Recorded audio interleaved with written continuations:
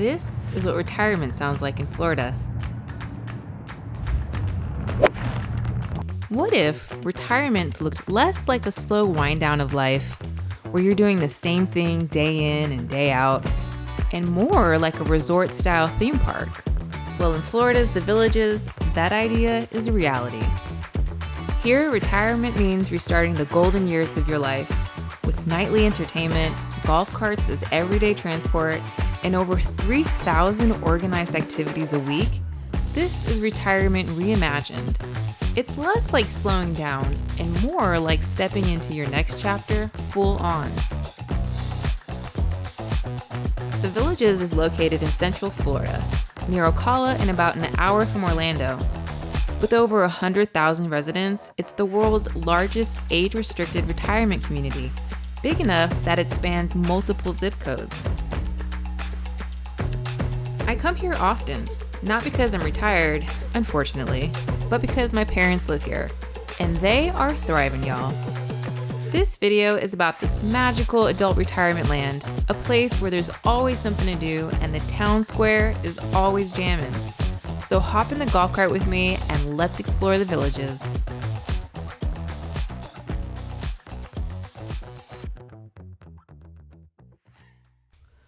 So back in the 1960s, this wasn't a massive retirement metropolis at all. It started as a small mobile home park called Orange Blossom Gardens, run by a businessman named Harold Schwartz. He sold lots through mail order ads in the back of magazines, and for all you young folk out there, that's basically old school direct marketing. The turning point for his success, though, came in the 1980s when he partnered with his son, Gary Morse. Now, Gary had a vision. They weren't just selling homes, but a lifestyle. And they began designing neighborhoods like self-contained villages, each with recreation centers, pools, golf courses, shopping, and eventually themed town squares. What they were trying to build wasn't just a development, but a purposefully planned retirement experience. By the 1990s and 2000s, word spread and new neighborhoods began exploding outwards. Golf cart paths kept being added and stretched for miles.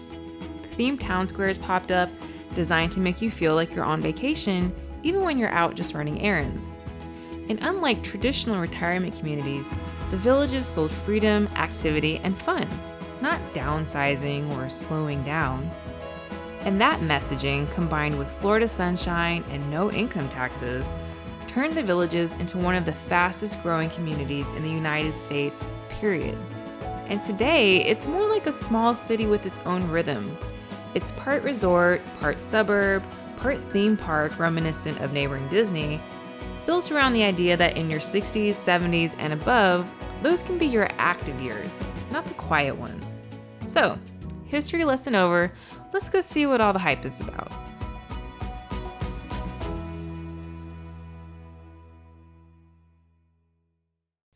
All right, first things first, golf carts. This is how people get around here, and for me, it's the biggest selling point. Miles of cart paths weave across neighborhoods, bridges, and tunnels, giving the whole place this whimsical, slow-motion charm. You'll see everything from classic beige carts to full-out custom builds. People drop serious money on these things. I mean, if only MTV was still around to do a Pimp My Golf Cart series.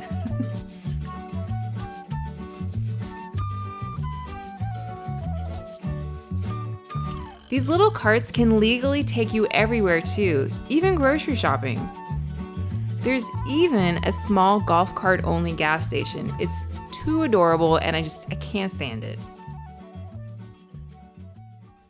Entertainment-wise, there are 3 major town squares, each with its own personality. First up is Spanish Springs.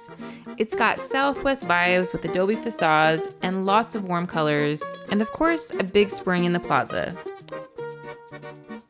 Keeping up with the Western theme is Brownwood Paddock Square, which is full-on Western ranch town energy, but very cattle drive chic, as this square has more of your bougie restaurants. Then finally, we transition our vibes to the deep south at Lake Sumter Landing, which is decked out in a southern coastal village theme, complete with boardwalks, lighthouse views, and even gators lurking in the water. These squares are where you'll find a bunch of shops, restaurants, and most importantly, the nightly dancing sessions. People get down. And if you don't like to, or you can't dance, you can always just grab a beer or an ice cream at one of the kiosks and watch other people shake their groove thing. It's like a never-ending outdoor festival without the gross porta potties that ends around 10 p.m. And the more I keep going on about it, actually sounds like the perfect kind of outdoor festival. Am I right or what?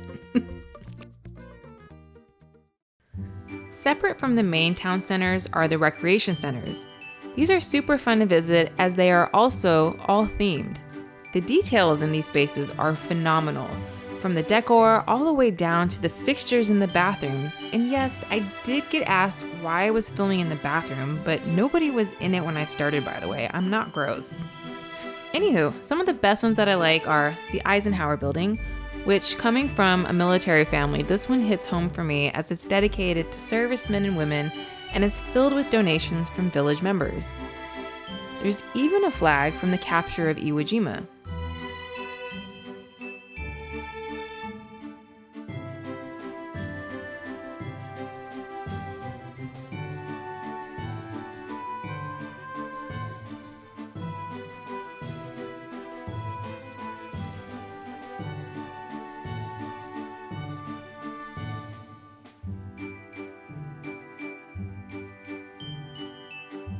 On a similar vein, and one of the newer ones that I just discovered on my most recent visit, was the First Responders Center.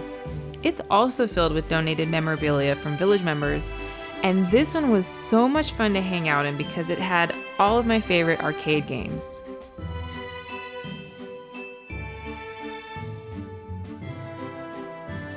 Then next, we have Colony Cottage, which is decked out to resemble homes from the colonial periods, but I think it just looks like a giant dollhouse.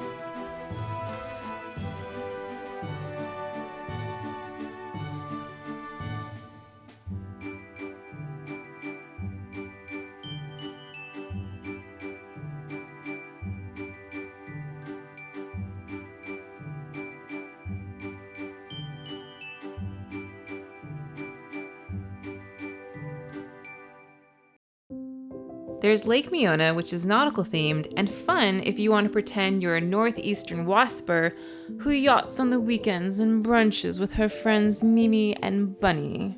At least that's how I imagine it.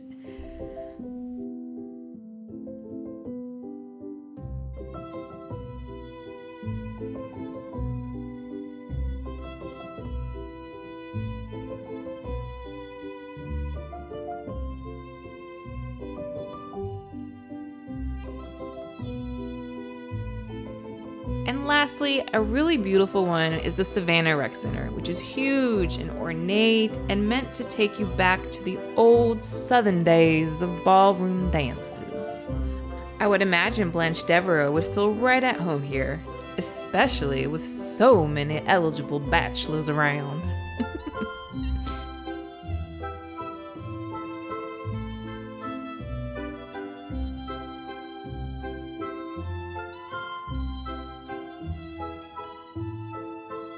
So those were my top faves. There are literally too many rec centers to show, but I hope that I've given you the gist of what you can find here. Each one has a community pool and sports areas for pickleball, shuffleboard, beach tennis, what have you, as well as inside areas for classes, workshops, computer stations. It's literally endless. Conveniently, there is a village newspaper that comes out weekly, so you can check out which activity you want to join for that week.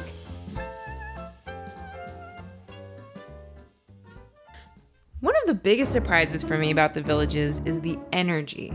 People here are active, like aggressively active. Like I'm in my 40s and these ladies can outplay me active. Who knew I would make it this far? They hated, they never believed me. Yeah, I would never drop the ball. I know I make it look easy. Yeah, Mayweather with the defense. I don't care what a critic gotta say. I got them picking up the pieces. That mean you really playing with your life. I'm about to come and run it all back. I'm the new era, about to snap back. You ain't fitting for it, cause you all cap like. Hold up, I shoot my shot, wait, hold up. I'm really about to run this, go up. You know it's all net when it go up. I don't know what's in the Florida sunshine or in their water, but I just know that I need some of it. And let's not forget about golf. This is a golfer's paradise. There are 14 championship courses and over 40 other courses. I have yet to see a miniature golf course though. Every year I hope and every year I'm disappointed, but I will just keep waiting, I guess. But golf is just the beginning. You could live your entire life here and never leave, which I guess is kind of the point of a retirement community. But it really is its own little America in one town. There's a Costco, a Walmart, Hobby Lobby, hospitals, churches, everything but a Trader Joe's. So I guess I'll just add that to my list as well after miniature golf. So of course, with such an active lifestyle, one naturally works up an appetite. So let's talk about food. Now, food in the villages is, I'll be honest, it's a mix. There are a lot of restaurants. Not all of them are amazing, but still there are some gems. One of my faves is a spot called Harvest. It serves a mix of modern American cuisine.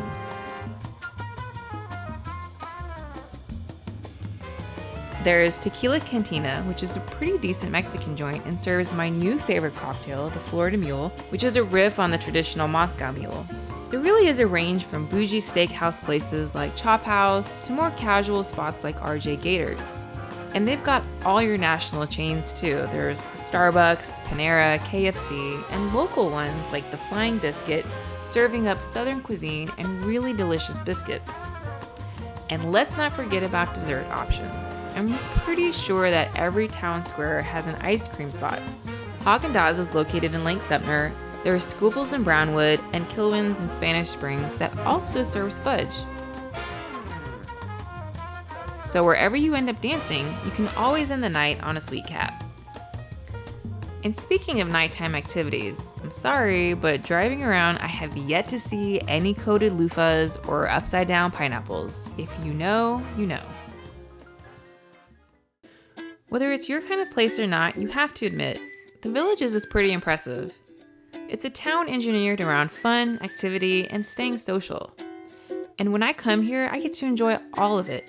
Hanging out with my family, lounging by the pools, and practicing what it might feel like to be retired someday. Oh, the dream.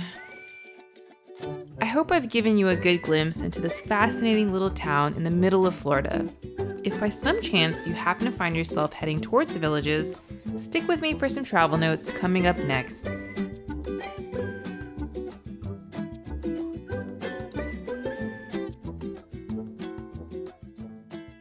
Alright guys, welcome to Travel Notes. This is the section of the video where I share some helpful tips from my trip in the hope that it helps you plan for yours. So this one's going to be a little bit of a short one since it was a compilation of different trips, but I do have some tips to share. Alright, so first up, we'll talk about the best times to visit. Winter is going to be the peak season. The weather is great, it's not humid, it's warm, but this is also snowbird season and that's when everybody comes down from the north. So it's going to be the most crowded. Spring and fall are going to be warm and lively and not too crowded. So summertime is Florida. You're going to be in the deep south, so it's going to be humid and gross, but that's why they have a million pools for you to cool off. Now I will say late summer and fall is going to be hurricane season, so that's something to think about if you want to visit then. You're going to have to make sure that you have insurance for your flights in case you have to cancel. So really, I think springtime is the best. There's less crowds, the weather is still great, it's not super humid, and no hurricanes. So how to get to the Villages? Most people tend to fly in from Orlando Airport, which is about an hour-ish away. But you can also fly in from Tampa, which is on the Gulf side, so that's another option. So if you don't want to rent a car and drive from the airports, there is a bus service from the Villages to those airports. They do pick up at a couple of different places, and the cost is about $45. All right, let's talk about where to stay. If you're not going to shack up with friends or family, there are a few hotel options around the Villages. There's Brownwood Hotel and Spa, there's the Waterfront Inn at Lake Sumner, and a few options here in Spanish Springs. I would also recommend you guys check out Airbnb, as many people do list their homes for rental. Alright, so last thing, I'm just going to touch on activities. As I mentioned in the video, you'll find pools, tennis courts, pickleball, shuffleboard, lots of activities, but you will need a friend or resident to get you a guest pass. You can't just go in and use the facilities. Alright, like I said, that was short but sweet. That wraps up all the tips that I have for you guys.